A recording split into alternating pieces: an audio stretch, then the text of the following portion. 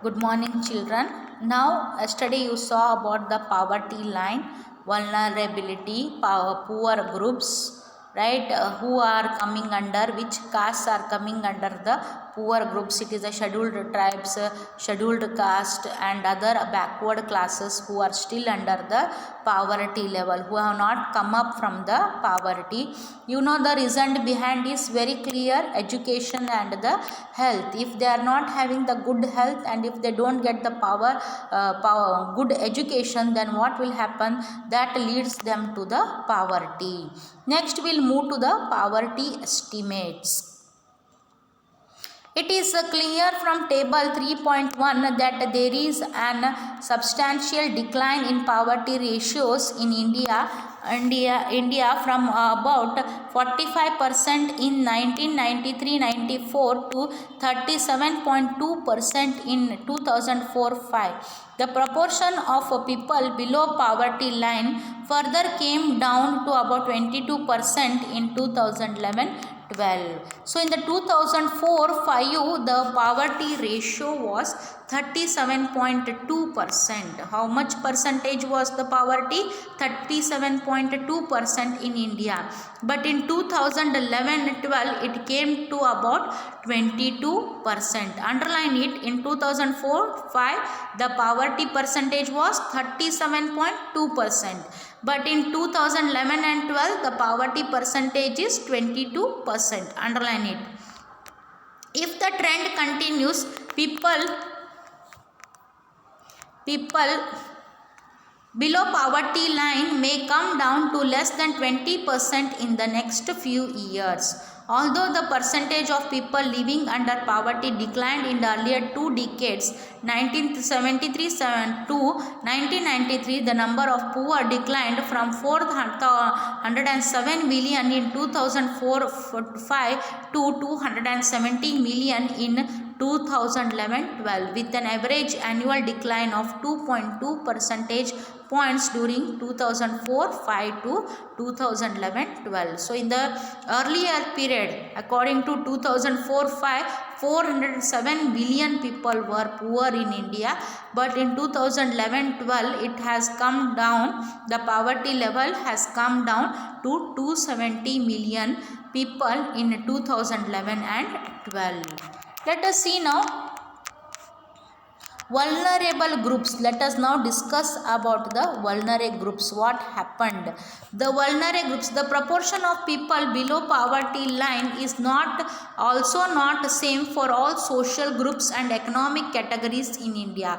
Social groups which are the most vulnerable to poverty are scheduled caste, scheduled tribe households. Similarly, among the economic groups, the most vulnerable groups are the rural agricultural labor households and the urban casual labor households. So the vulnerable groups includes not only the scheduled tribes, scheduled caste and other other backward classes, but it also involves the agricultural labor households and urban casual labor households. It involves all them. So what are the vulnerable groups? Scheduled tribes, scheduled caste. Examples are scheduled tribes, scheduled caste, other backward classes, as well as rural agricultural labor households and urban casual labor households. So these five people come under this category. So graph 3.1 shows the percentage of poor people in all these groups.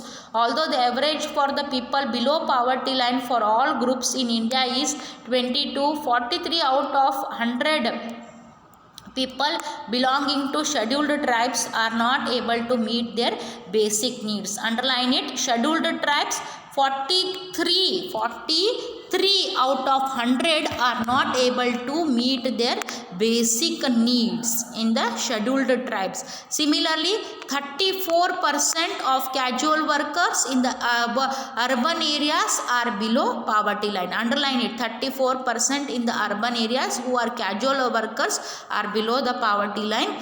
About 34% of casual labor farm in rural areas, they are also 34% only. In urban areas 34%, in the rural areas same, again 34%.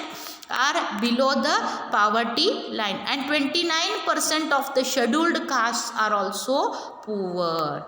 So first one, 43 out of 100 scheduled tribe are in poor class. 34% of casual workers who are in urban areas come under the poor class.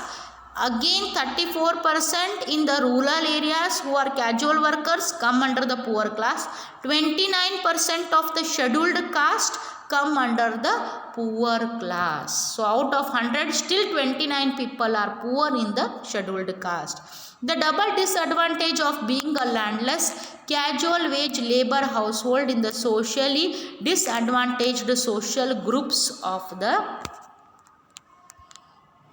scheduled caste or the scheduled tribe population highlights the seriousness of the problem. Here you can see scheduled tribes, how much they are in this graph. Just see, they are 43, scheduled caste 29, average Indian poverty ratio 22, casual labor farm rural 34, casual labor non-farm urban they are 34. So this is the case of landless laborer, landless farmers who work as a casual laborers. In rural areas also 34%. Casual labor who are not having, again they are not having the farm, they are also in urban areas, they are also 34%.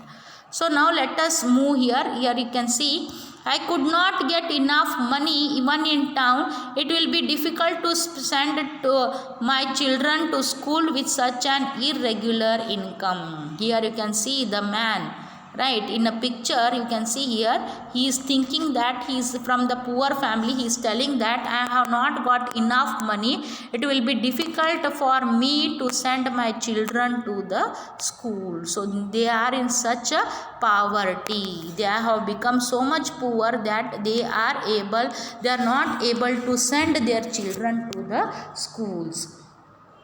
Right, some recent studies have shown that except for scheduled tribe households, all other three groups, that is the scheduled caste, rural agricultural laborers and the urban casual labor households, have seen a decline in poverty in the 1990s. So now slowly the scheduled caste and the rural agricultural laborers and the urban casual agricultural labor households, there is a little bit decline in the poverty level.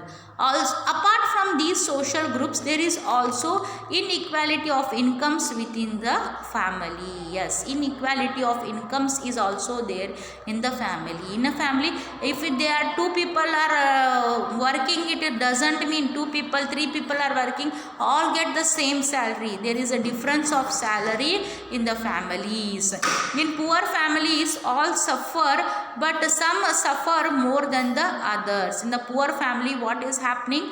All are suffering, but some suffer more than the others. In some cases, women, elderly people and female infants are denied equal access to resources available to the family. So this is happening in some cases where the women, elderly people and female infants are denied equal access to resources available to the family. So what happens? They are not getting equal type of food. Women, they are not eating so much, they eat less.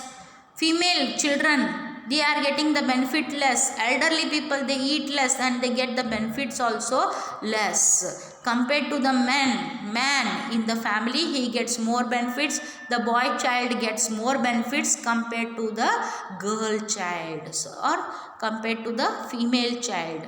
So let us see here story of Sivaram. Sivaram lives in a small village near Karur town in Tamil Nadu. Karur is famous for its handloom and powerloom fabrics. There are 100 families in the village. So how many families are there? There are 100 families in the village. In that Sivaram is living. Where he is living? He is living in Tamil Nadu near the Karur town. So what happens? Sivaram and Aryuntha here cobbler. He is a cobbler by caste, now works as an agricultural labor for rupees 160 per day. So here you are seeing that he is Sivaram, he is working Raman. Sivaraman, he is working as a he was by caste, he is a cobbler, means who mends the shoes, but he is not doing that. What he is doing? He is working as agricultural labor, and what is his income? 160 rupees per day, but that's only for 5 to 6 months in a year. How much wages he is getting throughout the year? No, that is also he is getting that money, that income only for 5 to 6 months. That is how much? 160 rupees per day. At other times he does odd jobs in the town. At other times he is doing the odd jobs. Odd job means any job which will give him some money, that job he is doing. His wife Shashikala too works with him, but she can rarely find work these days, and even if she does, she is paid rupees 100 per day. So how much she is paid? Only 100 rupees she is paid per day for doing some work. There are 8 members in the family. Sivaraman, 65-year-old widow mother, is ill. So what happened? Shivaram's old mother is also ill. Needs to be helped with her daily chores. He has a 25-year-old unmarried sister and 4 children aged between 1 year to 16 years. 3 of them are girls. The youngest is the son. None of the girls go to school. Buying books and other things for school-going girls is a luxury he cannot afford. Also, he has to get them married at some point of time, so he doesn't want to spend on their education now. His mother has lost interest in life and is just waiting to die someday. His sister and elder daughter take care of the household. Sivaraman plans to send his son to school when he comes of age. His unmarried sister does not get along with his wife. Shashikala finds her a burden, but Sivaraman can't find a suitable groom due to lack of money. Although the family has difficulty in arranging 2 meals a day, Sivaraman manages to buy milk once in a while, but only for his son. So here you are seeing that Sivaraman is working, Shashikala, his wife, is also working, but they are having the 4 children, 3 are daughters, and he is having one sister who is unmarried.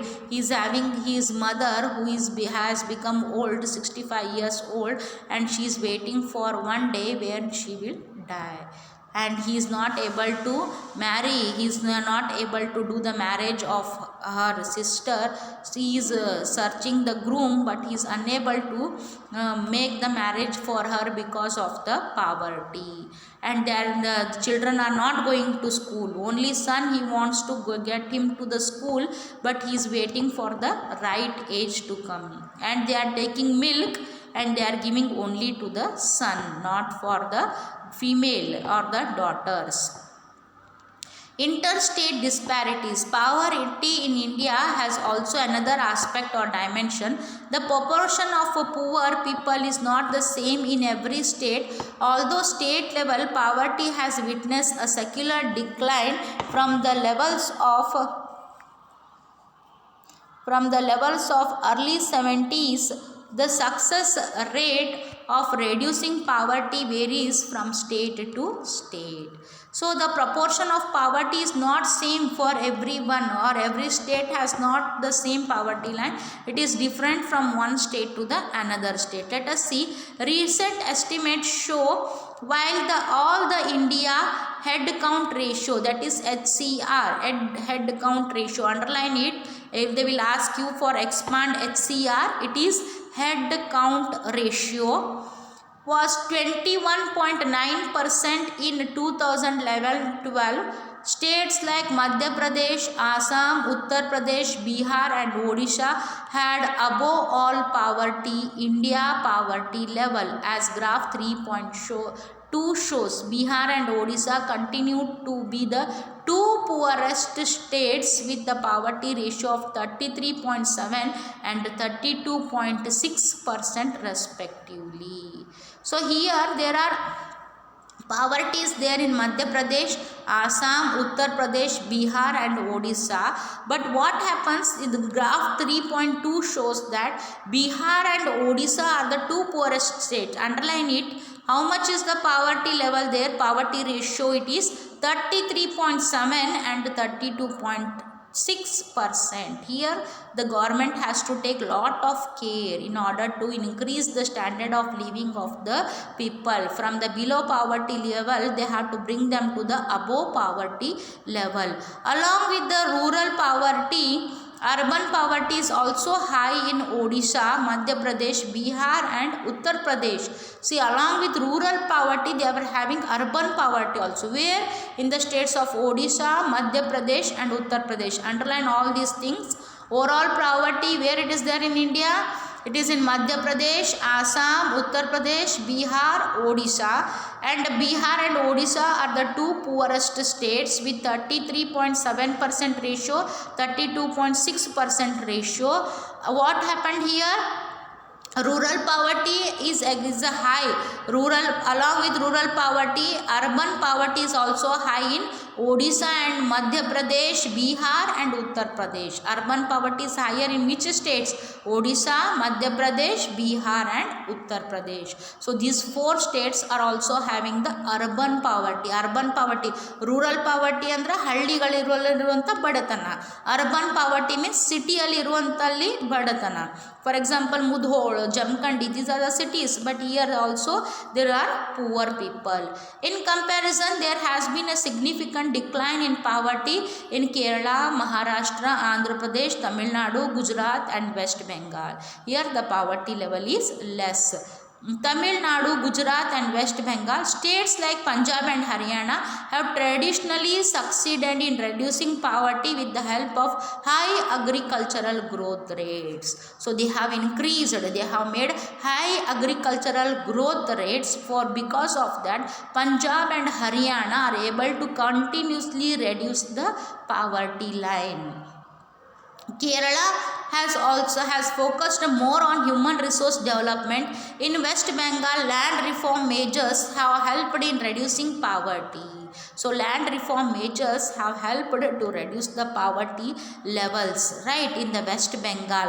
In Andhra Pradesh and Tamil Nadu, public distribution of food grains could have been responsible for the improvement. So Kerala has focused on the human. Punjab and Haryana, they have focused on the agricultural growth rate. So that state has become now, and that state the poverty line has decreased. ಏನು ಮಾಡ್ಯಾರ ಇವರು poverty ಹೋಗಿಸ್ಲಿಕ್ಕೆ Punjab and Haryana, what they have made, they have traditionally succeeded in reducing poverty rate by increasing in the agricultural growth rate. Agricultural growth rates ಏನು ಮಾಡ್ಯಾರಿ increase ಮಾಡ್ಯಾರಿ. Next one, Kerala, it has focused on human resource development. Human resource na physical capital development ಬಗ್ಗೆ ವಿಚಾರ ಮಾಡ್ಯಾರ. So that we can see what happens here, the poverty level has decreased.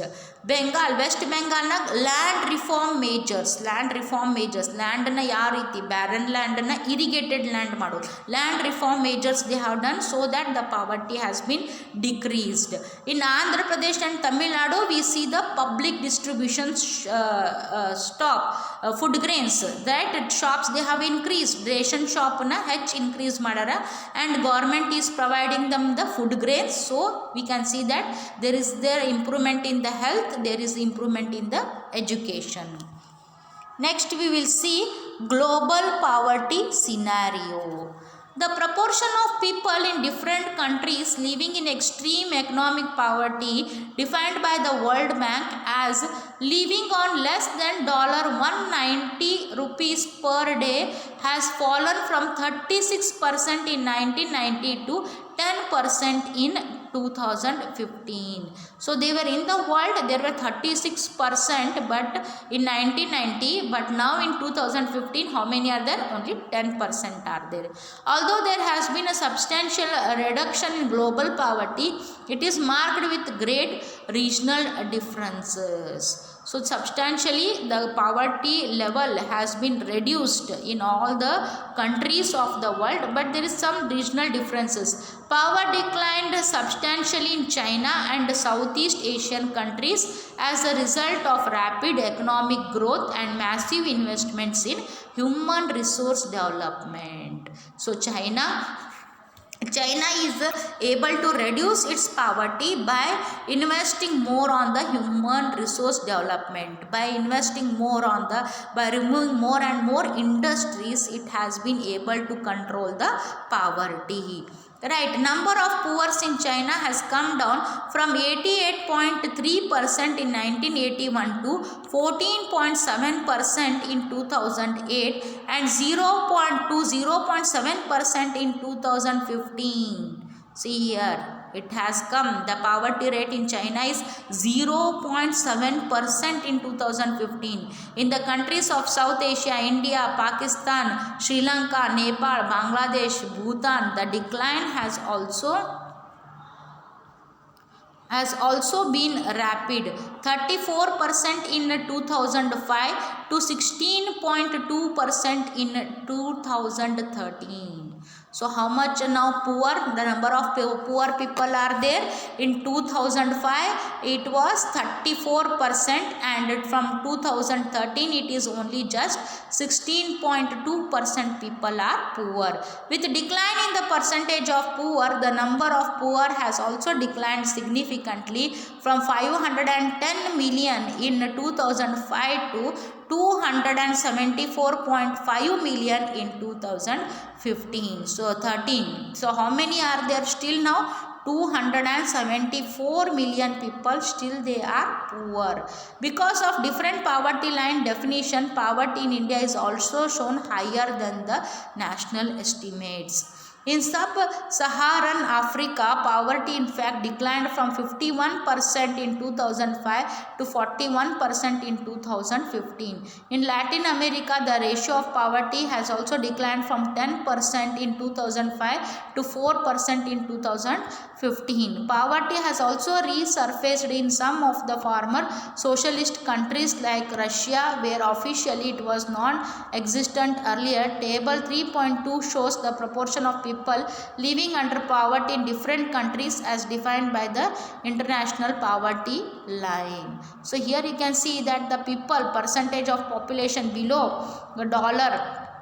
In this table you can see 1.90 a day according to 2011. Here you can see Nigeria it is 53.5, Bangladesh it is 14.8, India it is 21.2, Pakistan 4%, China it is 0.7, Brazil 3.4, Indonesia 5.7, Sri Lanka 0.7. So these are the things here. The new sustainable development goals of the United Nations proposes ending poverty of all types by 2030. By 2030, the America is telling that the poverty level will reduced. Right, World Bank, according to World Bank, here you can see the graphs. They have shown different China, East Asia and Pacific, Sub-Saharan Africa, Latin America, Caribbean, South Asia. Here you can see the lines which are showing the poverty. Next one, you can see the causes of poverty.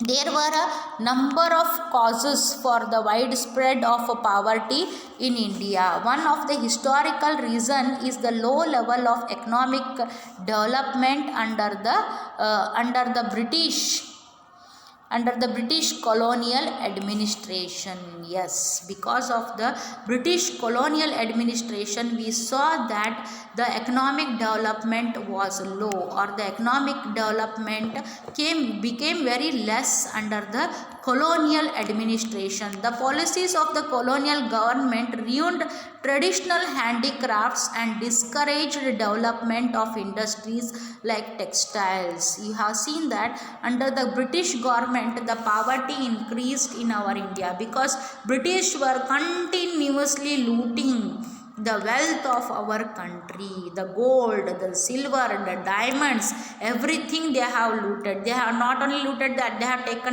chopped the woods, they have taken it to the America, they have taken it to the Britain, they have chopped lot of our forest, they have cut down the forest, afforestation increased, drought increased. So because of that, what happened, our farmers started becoming poor. And because of this colonial administration, colonial government, in the 8th you have learned what is colonial government. We were all under the British rule, we had to follow the rules and regulations what the British people tell us. So because of that, what happened, we were completely ruined. All our textiles were closed down, all our industries were closed down. So what happened, unemployment increased and people became poor. This resulted in less job opportunities and low growth rate of incomes. Yes, low growth rate of incomes was there. This was accompanied by a high growth rate of population. The growth rate of population increased, but what happened? There were no job opportunities, there were no employment opportunities, and there were no incomes. The two combined to make the growth rate of per capita income very low. Because of that, what happened, the per capita income of our country, the total income of our country became low. The failure at both the fronts, promotion of economic growth and population control, perpetuated the cycle of poverty. Perpetuated means continuously there was failure. There was failure in the two fronts, two types. One was they were unable to promote the economic growth in our country. Promotion of economic growth was not happening. Income was not increasing. Standard of living of the people was not increasing. Good education, the government was not able to provide good education, good healthcare facilities, and population control. The government also failed in the population control. These two cycles were running continuously.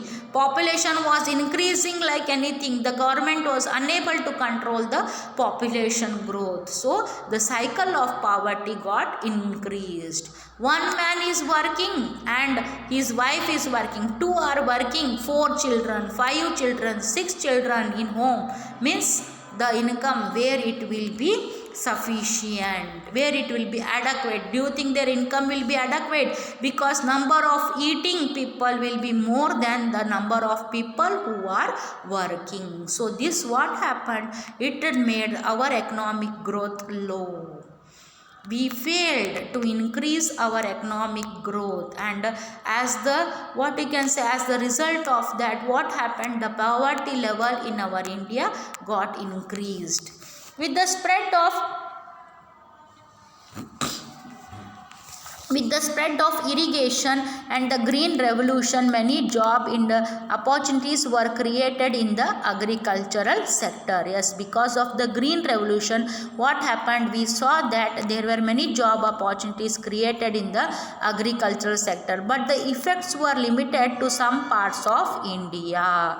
Even though there was a green revolution, but what happened, they got very opportunities were there only for the limited parts of India. They got the opportunities. The industries both in the public and the private sector did provide some jobs. Both industries in private sector as well as in the public sector, they were able to provide only some jobs. Not the unemployment problem was not completely solved. Only up to 10% or up to 5% it was solved. But these were not enough to absorb all the job seekers. The person who were all necessary to have the jobs, it was not able to enough to absorb all the job seekers. Unable to find proper jobs in cities, many people started working as rickshaw pullers, vendors, construction workers, domestic servants, etc. So they were unable to find proper jobs in the cities. They started working as rickshaw pullers, vendors, construction workers, domestic servants, etc. with irregular small incomes. Their incomes were very, very small. So people started working, doing the jobs which were not having the complete. They were unable to get the jobs for the full time. These were all small time jobs, part time jobs they were doing. With irregular small incomes, these people could not afford expensive housing. They started living in slums on the outskirts of the cities, and the problems of poverty, largely a rural phenomenon, also become the feature of the urban sector. So what people started doing? They were working with irregular small incomes. The income was more, not more. It was very less. With very small income, they have to afford for the expensive buildings. Expensive buildings means in urban cities you have to pay more and more rent. Outskirts, they started living in the outskirts of the cities, and the problems of poverty, largely a rural phenomenon, also became the feature of the urban sector. Another feature of high poverty rates has been the huge income inequalities. They were having very huge income inequalities. One of the major reasons for this is the unequal distribution of land. The land was not equally distributed. It was the unequal distribution of the land and other resources. Despite many policies, we have not been able to tackle the issue in a meaningful manner. Yes, despite many policies are there, everything we have done, but we are unable to tackle this issue. Major policy initiatives like land reforms, which aimed at the redistribution of assets in rural areas, have not been properly effectively by the most of the state governments, since lack of land resources has been one of the major causes of poverty in India. So what is the major cause for the poverty of India is lack of land resources. We are not having proper land resources.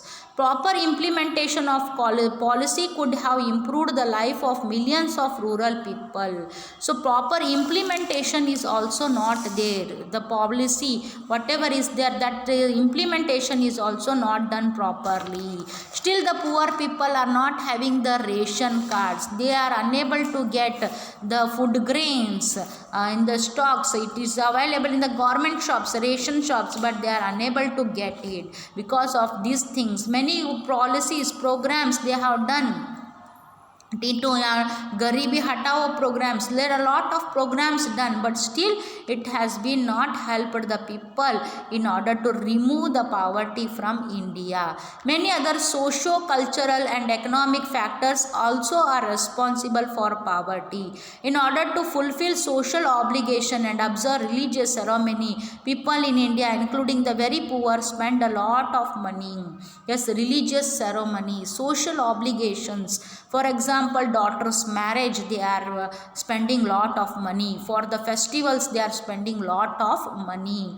Small farmers need money to buy agricultural inputs like seeds, fertilizers, pesticides, etc. Since poor people hardly have any savings, they borrow, unable to repay because of poverty. They become the victims of indebtedness. So the high level of indebtedness is both the cause and effect of the poverty. So what we are seeing that because of that, what is happening, the poverty is increasing. They become the victims of poverty because they take loans in order to do the farming. Small farmers, they are taking agricultural loans in order to purchase the seeds, in order to purchase the fertilizers, in order to purchase the pesticides. What they are doing, they are taking the loans at very high rate of interest. They borrow the loans at very high rate of interest. They are unable to repay the loans, and they become the victims of the poverty as also the victims of the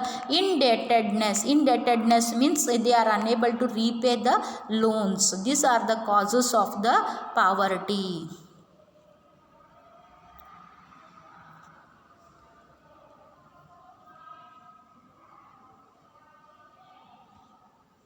So next one, anti-poverty measures. So what are the measures that can be taken to remove the poverty in India?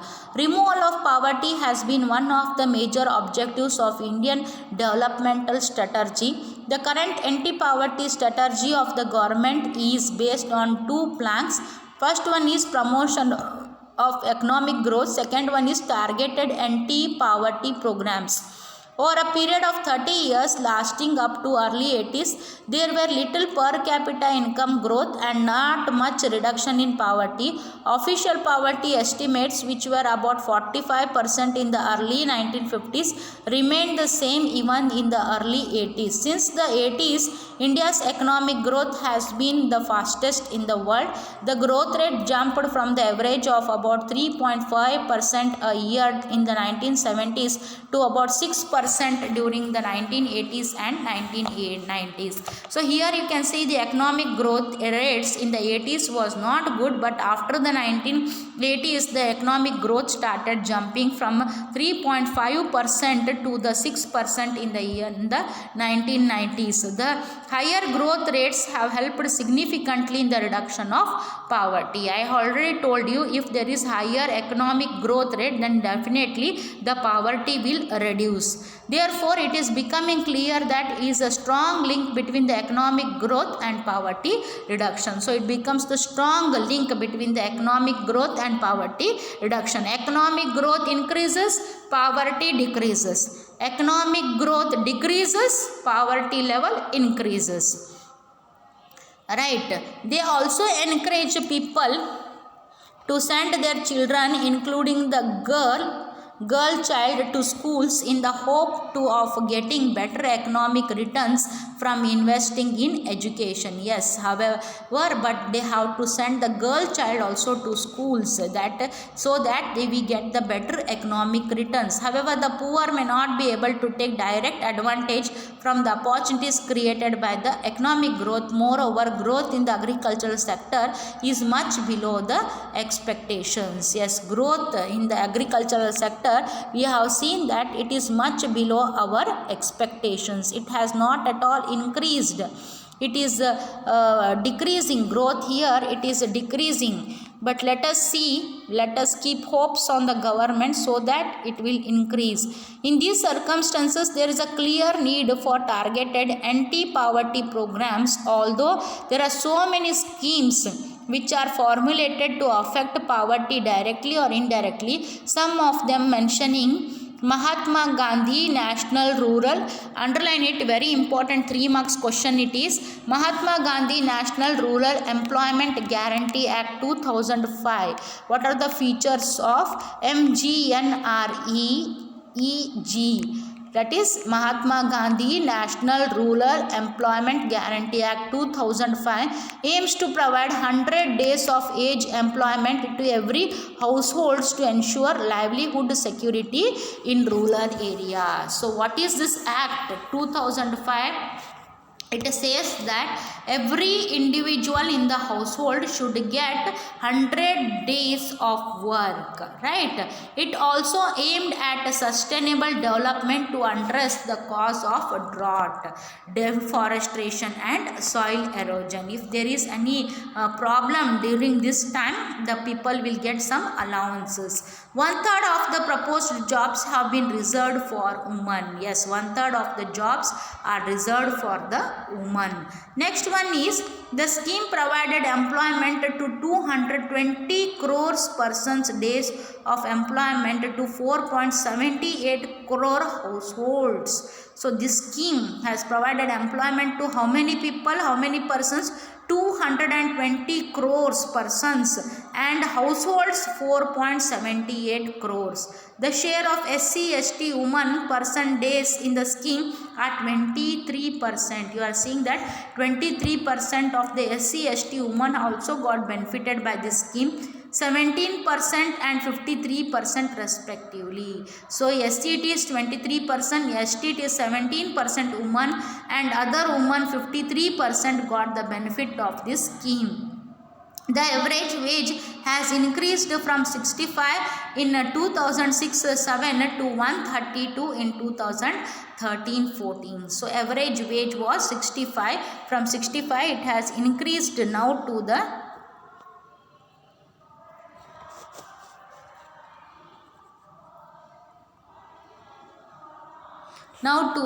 65, 63 to what is from 17% and from 65 to 132 in 2014. Recently, in March 2018, the wage rate for unskilled manual workers has been revised state-wise.